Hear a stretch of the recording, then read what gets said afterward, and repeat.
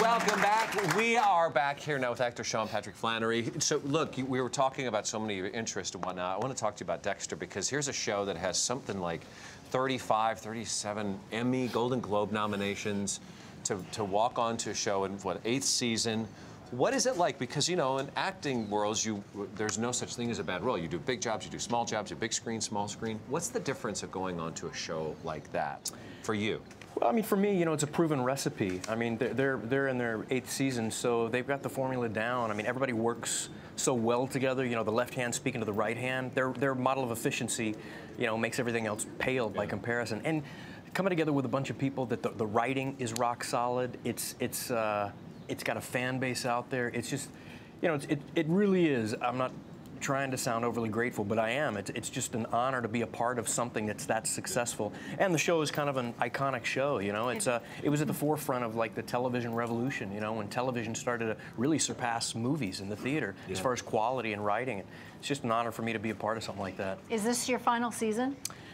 It appears to be the last season of Dexter, yes, ma'am. Whoa, is it for sure, or maybe you might get picked up again? Well, I mean, in the entertainment industry, nothing is for sure, but as far as I know, okay. I think it's relatively confirmed. Well, you know, you've had the opportunity, though, in your career to work with legends. You've had Jack Lemmon, Sissy Spacek, William Dafoe. What was that experience like for you to be with such iconic actors? I mean, it's great. You know, I mean, one of the people that I was really looking forward to working with, my first film out of the gate was I worked with Jack Lemmon. He did a film called The Grass Harp. Yeah, whoa. And that was pretty much my holy grail of, you know, desire to work with an actor. I didn't get to share any scenes with him, but myself and Roddy McDowall would go to Cracker Barrel every night. And as a matter of fact, Roddy McDowall sat me down and pretty much convinced me to do Powder when I presented it to him. And I'd campaigned heavily for the role. And finally, when they said I'd gotten it, I discussed it with Roddy. You know, it's going to require me shaving my head and everything. And he, you know, one of the most wonderful human beings you can ever meet. He pretty much told me about the industry and how you have to embrace it and run with it. And you know, he was just a super good friend and a wonderful guy. But you worked with Christopher Walken as well. Yes, sir, I have. Is he creepy? Because he seems like he is, but I know he'd like. No, I just want to know. He seems like he would be, but I'm such a fan of his, but I'm afraid of him. You know, like, I'll tell you this about Christopher Walken, because I mean, coming into it, you know, you think he's a very weird and bizarre individual, but I think it's more a product of the cadence of his speech and the weird placement of pauses. Like, for example, he and I say the same things. If you transcribe it, it's the same thing, but some different elements can make it very weird. Like for example, I'm doing the home and family show. That doesn't sound weird. Right. But if I said, I'm doing the home and family show, then suddenly it becomes like, what did you just say? You know, but if you transcribe it, what he's saying is really, really quite normal. And I went to lunch with him. I spent a lot of time with him. And when it loses its effect, you realize, wow, this guy is just so much more normal than me. He's been married for umpteen million years. He's a ballroom dancer. He's committed to his wife. He's just a wonderful human being. And I realized, you ever get enough cowbell? So he's always wanted more cowbell. Never get enough cowbell. Sorry, inside reference. What a wonderful role. That's so great. You can YouTube that 50 times in a row, and you still can't get enough. So outside of the acting, as we love to celebrate on our show, is other interests that people have. And as they are actors or whatnot, entertainers, you are in big time in the martial arts business. Yes, sir. How did that come to you? You know, everybody's got their story of how they got into martial arts, and I think pretty much the party line is, you know, I got into it because of Bruce Lee. And mine's a little bit different. The first time that I saw Elvis Presley doing Suspicious Minds, he had what looked like a gi on, and he was on stage going, "We're caught in a trap. I can't walk out." I'm not making that up. I know. No, I know. I could just imagine him doing that because we've seen him do that. It almost makes my martial arts, you know, journey illegitimate. But when I saw him doing that, he's, you know, throwing the kicks, and I told my dad, I said, you know, what is that? And my dad knew. I don't know how he knew. He knew that he studied Kempo karate with the old man Ed Parker. And that pretty much big time into karate. He was huge into it. But the way that I got into it, one day I saw one of the most beautiful girls I'd ever seen at the time. Her name was Glenda Bilbo. I mean, a Stinger missile of another order of Stinger missile magnitude altogether. Okay. She used to push her bicycle with a flat tire because it had a basket on the front. And she would carry things in its basket. And she was walking in front of the Piggly Wiggly, and I wouldn't stalk her, but I kind of followed her. How old were you? Where were you living? I was 8. Okay. Where? Let's be clear on this, okay? We didn't get the But age. she was gorgeous. She was the kind of girl that, you know, showed you what the trouser one was all about. But anyway, so I saw her turning every day in a place they called Tang Huai Do.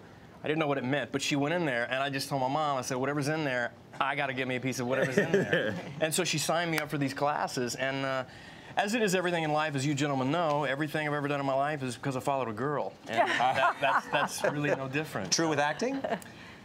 Yes, as a matter of fact, same Really? way. Yes, honest to God, I was going to University of St. Thomas in Houston, Texas, and again, not to sound like a cliche, but the most beautiful girl I've ever seen at the time. Second most beautiful. Second. Yeah, no, at the time, because they, you know, in graduated increments. You know, I love it. I saw this wonderful, you know, perfect embodiment of everything you find wonderful about this life, leaving a building every Monday. So I dropped an English class and I signed up at Business Affairs for whatever they were teaching in that building. And it was the theater department, and that's really what got me into the acting industry. Well, not only are you interested in the acting, the martial arts, but you're very interested in magic, as what we found out. So we want to bring Murray. Come on back in. I'm back. back. For Murray Saul. How you doing, man?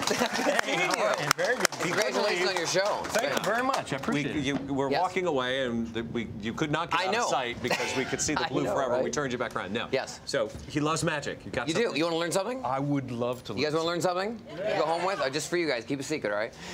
So I brought cards from the Tropicana. I always use casino cards. That way you know they're not rigged or gimmicked or gaffed. I mean, they're actually from the casino. And I'm going to do the trick, and then I'll teach it to you guys, okay? Right. So here's what's going to happen. Put that Just down so you there. know, if there's shenanigans, I'm going to tell you guys. Yes, exactly. Let me know, all right? And I want to All just right. point out black belt. Black belt. Black belt. Just want to make sure. Okay, Don knots. All right, so pretty normal deck, yes? They're Yeah. all there, all right. So Yes, here's sir. what's going to happen. Pick any card you want, okay? Not that one.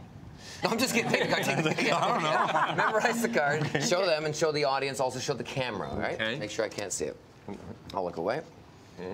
We got it? You guys Yes. got it all? Yes. You guys got it? Place your card on top of the deck, right there. I'm going to. You know what the card is, right? I do. Okay, I'm going to ask you a quick question, all right? Very Okay. quick. Watch very carefully. Is that your card? No, sir. You're sure? Positive, yes, All sir. right, let me try it again. Hold on, let me see. Let me see. 4 clubs, right? Okay, hold on, 4 clubs. 4, yeah? No, yeah. So you want to learn that? How did you? I want to All right, learn. so Yes, you I guys want to wanna learn learn that. Okay, so here's how it works, all right? All right, so it's super simple. See, when you learn magic at the beginning, you want to learn something simple. You know, I'm sure it's like cooking or anything else. You want something that's simple yet gratifying, therefore you want to keep learning. You know, if it's too hard, it's not going to last, is it? So here's the idea. You pick any cards you want. Take a card.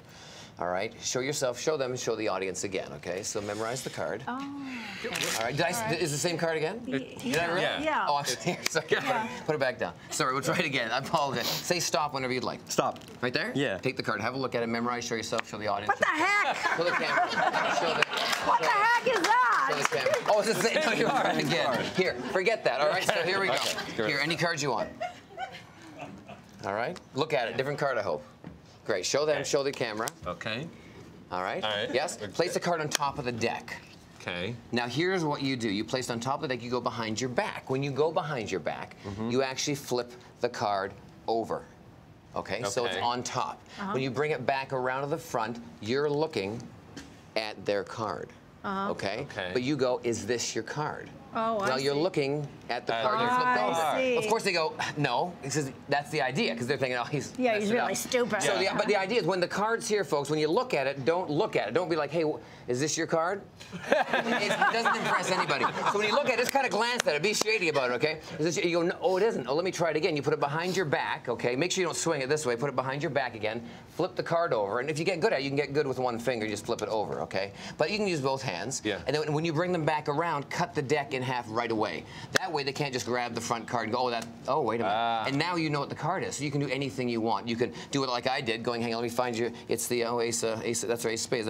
And you can go through it that way, or you can flip them over and say, you know, there's one card, there's a fingerprint on it. There's one, here, if I take my glasses off, I can actually see the fingerprints. And it's just another way of acting. You already know what the card is, it just makes the trick more exciting. Look at that. So, He taught us a trick. Nobody does that. I love that. I like that, man. I like that. Thank you very much. So much more coming up. You can follow Sean Patrick Flanery on, sorry, season 8. Wow, my eyes are going. Something like that. It's on June 30th on Showtime. Thank we want you. to thank Sean Patrick Flanery. And Up next, thank we you. have